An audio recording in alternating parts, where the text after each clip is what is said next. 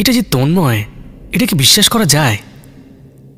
প্রথমে দেখে আমার চোখও বিশ্বাস করতে পারেনি। শালার শরীরটা একটা সময় রসগোল্লার মতো ছিল। দেখে মনে হতো শরীর থেকে তেল ঝরে ঝরে পড়ছে। কলেজ জীবনে কত মেয়ে তাকে নিয়ে স্বপ্ন দেখতো, আর সেও পুরো ঘাঘু মাল, কাউকে ছেড়ে কথা বলতো না। কত নারীকে সেও স্বপ্ন দেখিয়ে বিছানা গরম করেছে, তার হিসেব সে কখনো রাখেনি বা ভেবেও দেখেনি। ক্লাসের একটা মেয়ের কথা খুব মনে পড়ে। মেয়েটার চামড়ার মতোই মনটাও সাদাসিধে ছিল। খুব ভালো করে যেটা মনে পড়ে,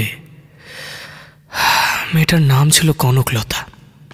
সত্যি, কনকলতার সে কণ্ঠ, সে রূপ, যে কোনো কাউকে ক্ষণিকের মধ্যেই ডুবিয়ে নিয়ে যেতে পারে প্রেমের অতল সাগরে।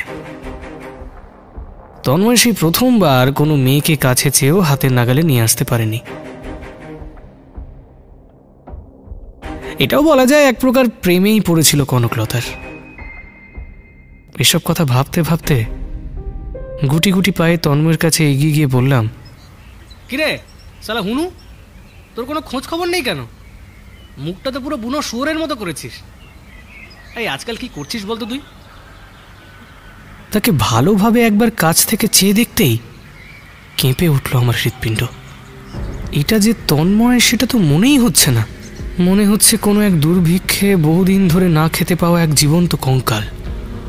মুখ থেকে ঠিকরে বেরিয়ে আসছে উপরের দাঁতগুলো, চোখগুলো ঢুকে গেছে কুঠুরিতে, শরীরের লাল টকটকে রং বদলে পুরো কালো কাকের মতো হয়ে গেছে, আর পেশিবহুল শরীর বদলে চামচিকির মতো হয়েছে।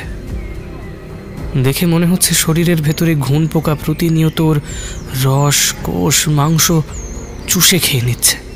1 মিনিট মতো তার চোখের দিকে তাকাতেই ভয়টা আরো জোরালো হয়ে উঠল, যেন আমি তার চোখে একটা মৃত্যুর শেষ আর্তনাদ দেখছি। এতক্ষণে সন্ধ্যা নেমে এসেছে। আকাশের দিকে তাকিয়ে দেখি একটা কালো মেঘ উত্তরের আকাশ থেকে ক্রমশ দক্ষিণ হয়ে পূর্ব পশ্চিম হয়ে ক্ষণিকের মধ্যে গিলে খেয়ে নিল সাদা ধবধবে আকাশটাকে।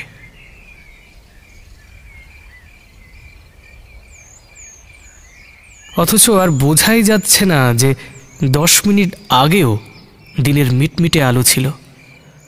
যতদূর সম্ভব আজ অমাবস্যা। ঝিঁঝি পোকা ঝিঁঝির শব্দ করে মাতিয়ে তুলেছে গা ছমছমে পরিবেশটা। কর্কশ কণ্ঠ নিয়ে এতক্ষণে তন্ময় বলে উঠল, ভাই, আমি হয়তো আর বেশি দিন নেই, আমার দিন ফুরিয়ে এসেছে। ও আমাকে ছাড়বে না রে ভাই, ও আমাকে ছাড়বে না। ওকে, আরে কে তোকে ছাড়বে না? কি হয়েছে আমাকে একটু খুলে বলবি? তোর মনে আছে সেই কনকলতার কথা? হ্যাঁ, মনে আছে তো। আজ থেকে সে 7 বছর আগের কনকলতা। হ্যাঁ, সেই কনকলতা। আর জানিস, আমি না বড্ড পাপী। আমার পাপের কোনো ক্ষমা নেই রে। তারপর তুই হঠাৎ এখানে? একটু ওই সরকারি কাজে এসেছি আর কি। ও, তা কি কাজ? তখন আমি আমার নিজের আইডেন্টিটি লুকিয়ে বললাম, এই তো ভাই জনগণের ইনকোয়ারি করতে। ওই যেমন ধর স্বাস্থ্য ব্যবস্থা জানা, খাবার, পোশাক, কৃষিকাজ, শিল্প, এসব নিয়ে একটা তালিকা তৈরির নির্দেশ এসছে ওপর মহল থেকে, তাই আসতে হলো। ও, তাহলে তুই আজকে রাতটা আমার সাথে আমার বাড়িতেই থাকবি? হ্যাঁ, থাকবো, তাতে কি আছে। অনেক কথা আছে তোর সাথে।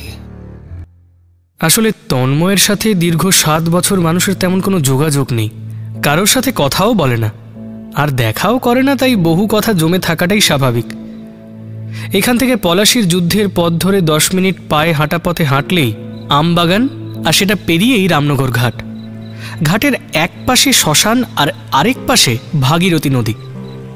ওই নদী ঘেঁষে এখনো দাঁড়িয়ে আছে মস্ত একটা জমিদার বাড়ি, যে বাড়িটা বানিয়েছিল তন্ময়ের কোনো এক পূর্বপুরুষ, যা বংশ পরম্পরায় মানুষ জেনে আসছে জমিদার বাড়ি নামে। একসময় ওখানে শুধু তন্ময় আর তার সাথে এক কাজের লোক পশুপতি থাকত। শুনেছি কিছুদিন আগে হঠাৎ পশুপতি পরলোক গমন করে।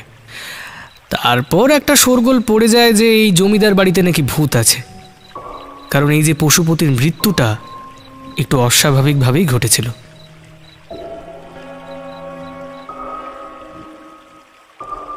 তার চোখ দুটো উধাও হয়ে যায় মৃত্যুর সময়।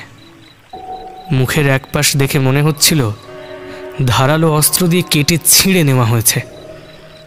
বেরিয়ে এসেছিল মাড়ির দাঁতগুলো। তারপর থেকে জমিদার বাড়ির রাস্তায় সন্ধে হলে তেমন মানুষ কেউ আর আসা যাওয়া করে না। এখন তাই তন্ময় একা। বেশি কথা না বলে তন্ময়ের সঙ্গে চলে এলাম ওর জমিদার বাড়ি। কিন্তু বাড়ি ঢোকার আগে আতঙ্কটা কেমন 10 গুণ বেড়ে উঠল। বাড়িটার মধ্যে একটা ভারী ভারী ভাব রয়েছে। শোঁ শোঁ শব্দে বয়ে যাচ্ছে একটা হাড় কাঁপানো আতঙ্ক বাতাস। আর কারা যেন কানে কানে ফিস ফিস করে বলে যাচ্ছে, পালিয়ে যা, পালিয়ে যা এই মহল ছেড়ে, না হলে কিন্তু রক্ষে নেই।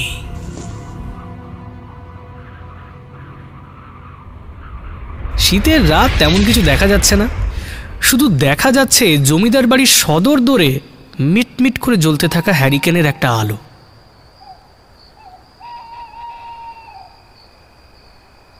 আর পেছনে 100 মিটার দূরে ফেলে আসা শ্মশান, যেখানে এখনো একটা ধোঁয়া ক্রমশ মিশছে কুয়াশা আর এই অমাবস্যার অন্ধকারের সাথে, যা সব মিলিয়ে একটা গাঢ় থমথমে পরিবেশের সৃষ্টি করেছে।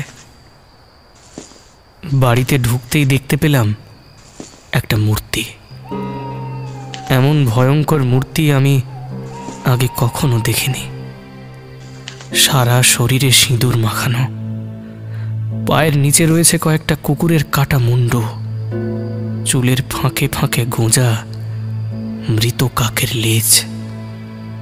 মুখটা অর্ধেক কালী ঠাকুরের মতো, আর অর্ধেক নখ দিয়ে খাবলে খাওয়া, না হয় ওই অ্যাসিডে পুড়ে যাওয়া ঝলসানো মাংসের মতো।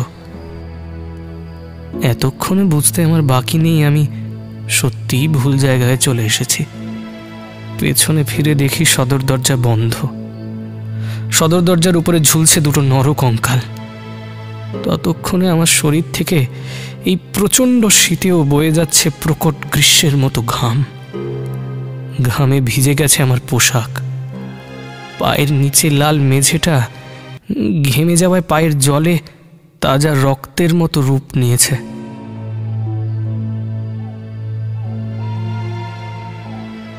তবু নিজেকে একটু সংযত করে কাঁপা কাঁপা কণ্ঠে একবার তন্ময়কে জিজ্ঞাসা করলাম, এসব কি ভাই? আমাকে কি ভয় দেখাতে নিয়ে এসছিস নাকি? তন্ময় চোখ দুটো দলা পাকিয়ে বলল, এটাই আমার জীবন, তুই আর আজ ফিরে যেতে পারবি না। কি? কনকলতা তোকে যেতে দেবে না। কনকলতা? সে তো 7 বছর আগে মারা গেছে। সে এখানে কি করে? সে তো আমার সাথেই থাকে রে। আরে কি সব বলছিস না তুই? মরা মানুষ আবার তোর সাথে কি করে? সে আমাকে ছাড়বে না।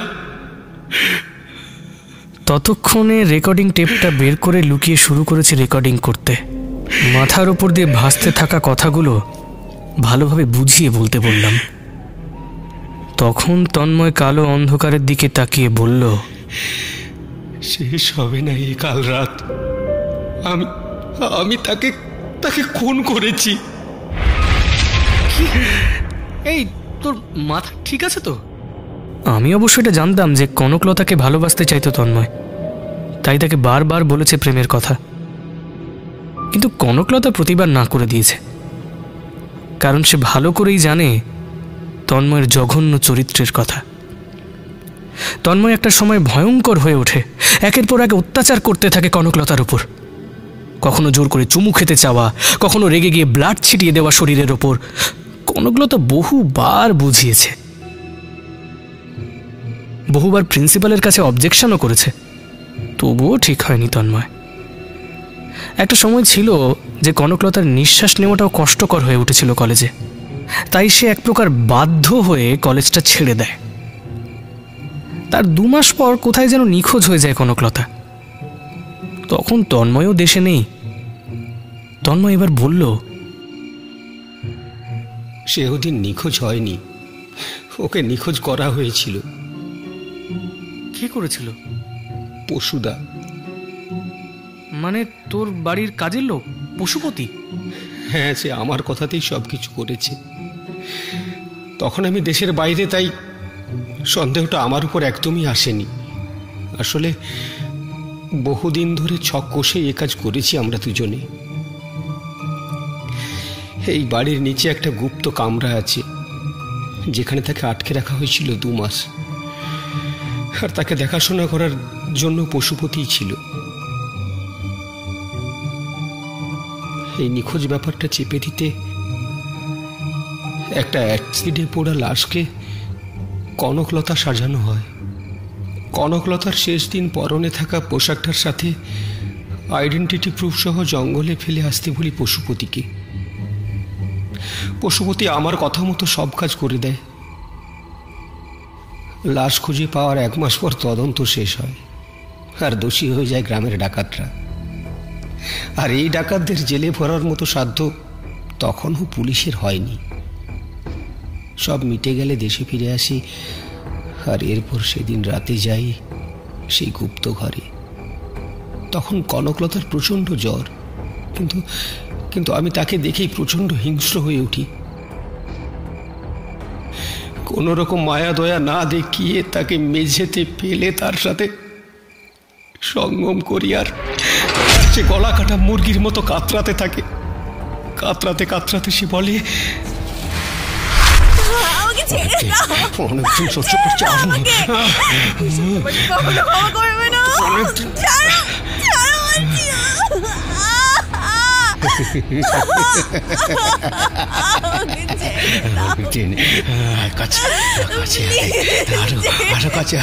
অনেকদিন সহ্য করছে, আর নয়।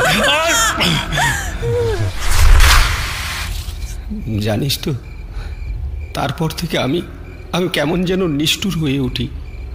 মায়া দয়া বলতে কিচ্ছু আমার মধ্যে বেঁচে নেই। না হলে কি করে পারি বলতো একটা মৃত লাশের সাথেও সঙ্গম করতে? কি মৃত লাশের সাথে সঙ্গম? হ্যাঁ, মৃত লাশের সাথে। কনকলতা আমার পশুর মতো অত্যাচারে একসময় মারা যায়, তবুও যেন তখন আমার পিপাসা মেটেনি। কয়েকবার তার মৃত শরীরের সাথেই সঙ্গম করেছি। একটা সময় আমি পাগল হয়ে যাই। মৃত লাশটা দুর্গন্ধ হলে বাড়ির কোণে বট গাছের নিচে পুঁতে দিই। এরকম এক অমাবস্যার রাতে আমি আর পশুপতি মিলে। কিন্তু আজও কনকলতার মৃত্যুর আগের সেই অভিশপ্ত কথা আর করুণ চিৎকারগুলো কানে ভাসে। কি কথা? কনকলতা মৃত্যুর আগে বলেছিলেন,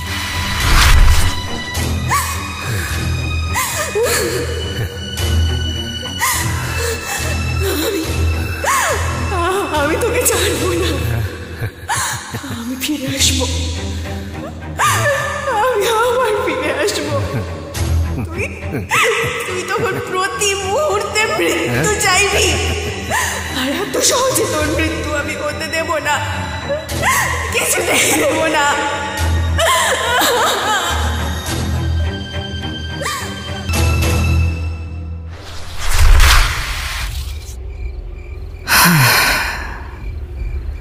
এসব কথা শুনে একদিকে যেমন রক্ত শীতল হয়ে আসছে, আর একদিকে মনে হচ্ছে এই মানুষটাকে আমি পিস্তলটা বের করে এখনই খুন করি। কি করে মানুষ এতটা নিষ্ঠুর হতে পারে? কি করে? আমার শরীরের লোমগুলো এতক্ষণে দাঁড়িয়ে গেছে, পায়ের নিচটা থরথর করে কাঁপছে।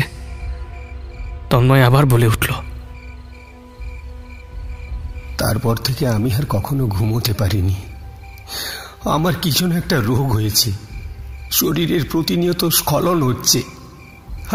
আর ঘুমোতে গেলে সে আসে, তার দেহ সম্পূর্ণ উলঙ্গ, তার রূপ প্রচন্ড ভয়ঙ্করী, তার মুখটা মুখের জায়গাতে নেই, পেছনের দিকে ঘুরে গেছে, নখ দিয়ে খাবলানো মুখটায় মাকড়সার জালের মতো বাসা বেঁধেছে। চোখের কোনো পর্দা নেই, চোখ দুটো ঠিকরে বেরিয়ে এসেছে বাইরের দিকে। মুখটা মোটা নাইলন দিয়ে সেলাই করা, সারা মাথাতে মাখানো লাল সিঁদুর। আমি না চেয়েও প্রতি রাতে সঙ্গম করতে হয় তার সাথে। ওর এই আত্মার পিপাসা মেটানোর সাধ্য মানুষের নেই। আমার শরীর আর পারছে না ভাই, আমার শরীর আর পারছে না, ওর পিপাসা মেটাতে পারছে না।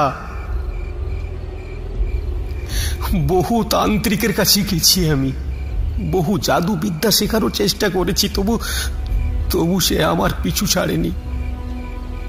মূর্তি বানিয়েও পুজো করেছি, তবুও সে তুষ্ট হয়নি। আজ সে আমাকে মুক্তি দেবে ভাই, আজ সে আমাকে মুক্তি দেবে।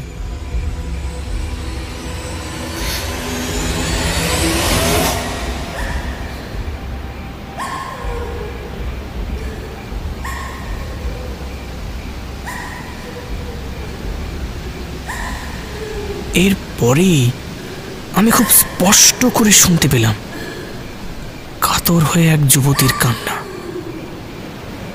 ঝড়ো বাতাসটা এতক্ষণে আরো তেজ নিয়ে কাঁপিয়ে তুলেছে জানালা দরজার শব্দ। দূরে শেয়ালের কান্নার শব্দ মনে করিয়ে দিচ্ছে আজ অমাবস্যা। থতমত খেয়ে মুখে জমে থাকা জলকে গিলে নিয়ে তন্ময় বলে উঠল,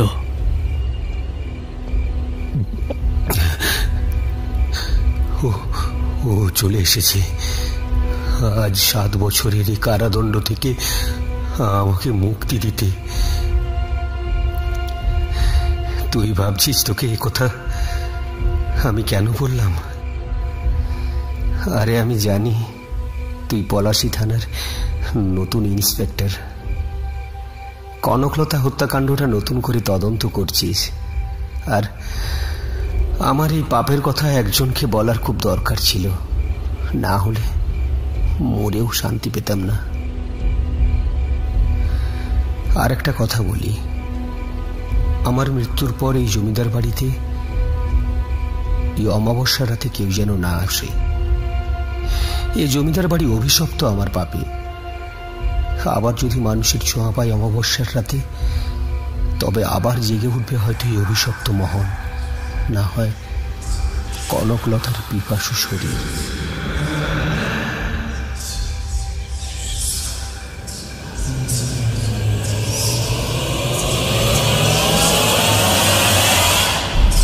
এইসব কথা বলতে বলতে ক্রমশ একটা কালো ছায়া আমার থেকে 10 মিটার দূরে এসে দাঁড়িয়েছে।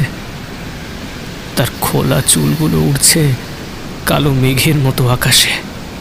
ছায়াটা স্পষ্ট হতেই ভয়ে কেঁপে উঠল আমার অস্থি মজ্জা কঙ্কাল। দাঁতের ফোকর দিয়ে তখনও ঝরে পড়ছে রক্ত। খিলখিল করে হাসছে, যেন আমার সামনে একটা ক্ষুধার্ত পিশাচ। মুখগুলো ধারালো অস্ত্রের মতো, চোখে জ্বলছে প্রতিশোধের আগুন। বেঁকে যাওয়া পা নিয়ে হেঁটে যাচ্ছে তন্ময়ের দিকে। তন্ময় মৃত্যুকে ভয় না করে হাসছে আর চিৎকার করে বলছে,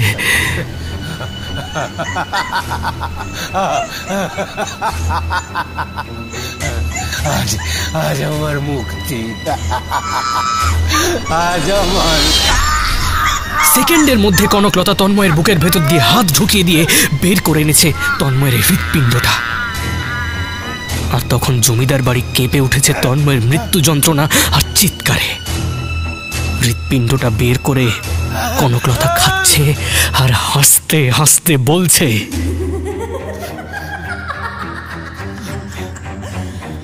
আমি আবার ফিরে আসবো, আমি আবার ফিরে আসবো।